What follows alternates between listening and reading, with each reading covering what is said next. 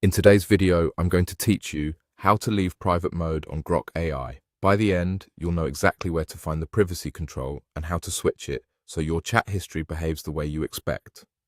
First, open your Grok account. If you're not already signed in, log into your account using your usual credentials.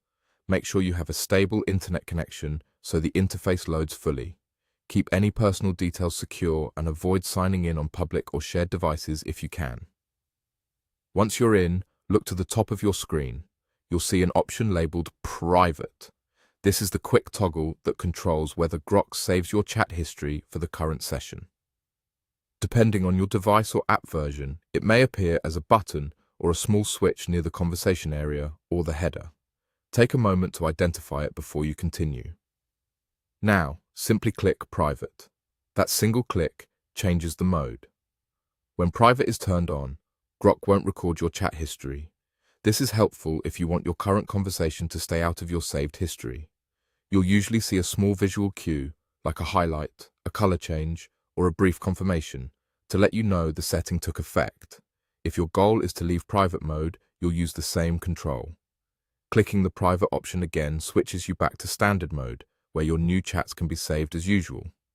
In short, the same button lets you turn private mode on or off, so a single click is all it takes to move between modes. A few quick tips for clarity. Check the state of the private control before you start a conversation, so you know whether your messages will be saved. If you don't immediately see the option, give the page a second to finish loading or make sure you're on the latest version of the app. Also, remember that privacy settings like this typically affect new messages going forward.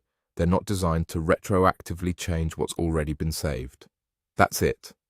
Open your Grok account, log in, find the private control at the top of the screen, and click it to switch modes. Whether you're turning private mode on to keep a session out of history or leaving private mode to allow saving again, it's just one straightforward toggle.